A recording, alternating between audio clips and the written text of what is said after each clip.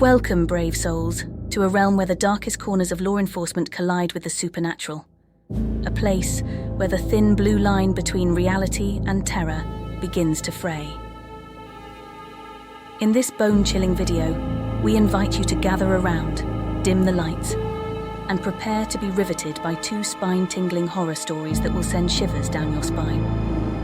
These tales emerge from the enigmatic world of police officers who face the unexplained, the unearthly, and the unknown while patrolling the eerie and shadowy depths of our world. Join us on a journey through chilling encounters, mysterious calls, and haunting mysteries that will leave you questioning the very nature of fear. Are you ready to delve into these true life tales that defy explanation and plunge headfirst into the heart-pounding abyss of police horror? Brace yourselves, for what you are about to witness is beyond the realm of the ordinary, and it will haunt your nightmares for nights to come. The call I never forgot. The night was unusually cold, with a biting wind that cut through my jacket. I stood outside the old, decrepit house, a sense of foreboding settling over me like a heavy shroud.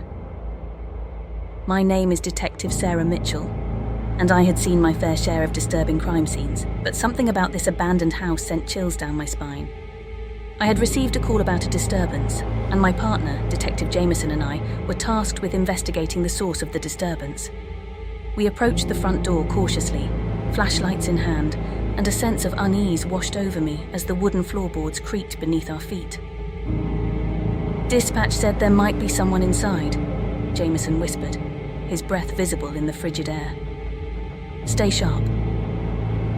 We pushed the creaky door open, revealing the dark, eerie interior of the abandoned home. Dust-covered furniture loomed like silent sentinels in the dim light of our flashlights, and the air was heavy with the scent of decay. "Hello?" I called out, my voice echoing through the empty house. "Is anyone here?" There was a faint shuffling sound coming from the hallway, and we exchanged a glance before cautiously making our way towards it. The walls seemed to close in on us as we moved deeper into the house, and I couldn't shake the feeling that we were being watched. As we reached the end of the hallway, we found a door partially ajar. The room beyond was pitch black, and an unsettling silence hung in the air. We pushed the door open further, revealing a scene that sent a shiver down my spine. In the center of the room, a flickering candle cast eerie shadows on the walls. A circle had been drawn on the floor, surrounded by strange symbols and markings. It was a makeshift altar, and on it lay a bloodied, lifeless body. "Oh my God," Jameson muttered, his voice filled with horror. I approached the altar and examined the body. The victim had been brutally stabbed, and a pool of blood had formed around them. The room seemed to pulse with a malevolent energy, and I couldn't help but feel that we had stumbled upon something far more sinister than a simple disturbance. "We need to call this in," I said, my voice trembling. "This is way beyond our pay grade." Jameson nodded, his face pale. We stepped out of the room and radioed for backup. As we waited for assistance to arrive, the silence of the house weighed on us, broken only by the distant wailing of sirens. A voice whispered in the darkness, a soft, haunting whisper that sent a chill down my spine. "You shouldn't have come here." I spun around, my flashlight trained on the source of the voice, but there was no one there. "Did you hear that?" I asked Jameson. He nodded, his eyes wide with fear. I heard it too. The minutes dragged on, feeling like an eternity, until backup finally arrived. Officers flooded the house, securing the scene and collecting evidence. As they worked, I couldn't shake the feeling that we were being watched, that the malevolent presence that had whispered to us earlier still lingered. "We should get out of here," Jameson said, his voice barely above a whisper. I agreed, and we made our way back to the front door, but just as we were about to leave, a sinister laughter filled the air, echoing through the house. "You can't escape. The voice taunted. I'll always be here." I turned around, my heart pounding in my chest, but there was no one there. The laughter continued, growing louder and more menacing with each passing moment. "Who are you?" I shouted, my voice quivering. The laughter finally stopped, and in its place a dark, malevolent presence materialized before us. It was a figure cloaked in shadow, its eyes glowing with a sinister light. "You intrude on my domain." The figure hissed, its voice dripping with malice. "Now you will pay the price." Before we could react, the figure lunged at us, its icy fingers wrapping around my throat. I gasped for breath, struggling to break free, but its grip was unrelenting. Jameson drew his gun and fired, the bullets passing right through the figure without effect. Desperation and fear filled me as I felt the life being squeezed out of me. But then, with a blinding flash, the figure dissipated into smoke, leaving us gasping for air on the cold, hard floor. Backup arrived just in time to find us shaken and disoriented. We were rushed to the hospital, and the investigation into the disturbance at the abandoned house continued. But the memory of that malevolent presence haunted my dreams, a reminder that there are things in this world that defy explanation, and that some mysteries are best left unsolved. The night was draped in a chilling cloak of darkness as I cruised through the quiet, deserted streets of our small, seemingly peaceful town. The hush of the night was only interrupted by the distant hum of cicadas, and I couldn't help but wish for a bit of excitement to break the monotony of the routine patrol.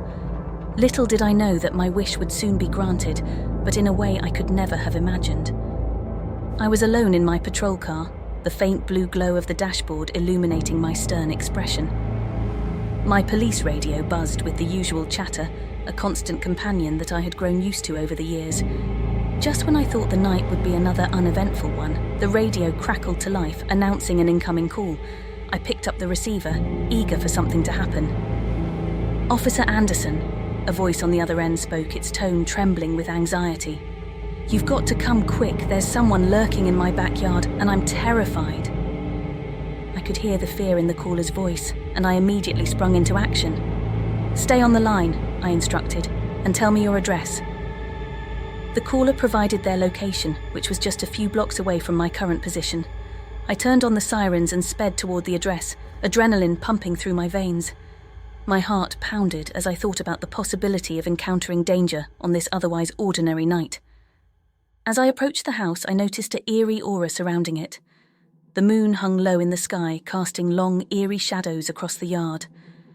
The wind whispered through the trees, making the branches sway and creating a haunting melody that filled the night. I parked my car behind the caller's vehicle, which was sitting quietly in the driveway. With my flashlight in hand, I cautiously approached the front door. Each step seemed to echo in the silence, amplifying my unease. The caller had said someone was lurking in their backyard, and I needed to investigate. "Hello?" I called out, my voice echoing through the empty darkness. "This is Officer Anderson. Is anyone here?" There was no response, and my flashlight pierced through the shadows as I moved forward. The living room was dark and empty, dust-covered furniture casting ghostly silhouettes. My heart raced as I ventured further into the house, a feeling of dread slowly enveloping me. I reached the kitchen, but still there was no sign of anyone. I couldn't shake the feeling that I was being watched, as if unseen eyes were following my every move. My search continued, leading me to the back door. I turned the knob and stepped out onto the porch, the chilly night air sending shivers down my spine. The caller had mentioned someone in the backyard, and my flashlight swept across the yard, revealing nothing but a barren stretch of grass and a few scattered trees. Then, out of the corner of my eye, I saw movement, a shadow darting behind a tree. I turned the flashlight toward it, my hand trembling slightly. "Police!" I called out. "Come out now!" There was a moment of tense silence, and then from the darkness emerged a figure. They were tall and slender, their face obscured by a hooded jacket. Their footsteps echoed softly as they approached, and I could feel my heart rate skyrocketing. "Who are you?" I demanded, my voice quivering. The figure didn't respond. Instead, they took another step forward, and in the dim light, I could see a glint of a knife in their hand. Panic surged through me, and I raised my service weapon. "Stop! Drop the weapon!" I ordered, my voice cracking with fear. But the figure ignored my commands and continued to advance. In a moment of terror-fueled instinct, I squeezed the trigger, and the gunshot pierced the night. The figure collapsed to the ground, dropping the knife with a clatter.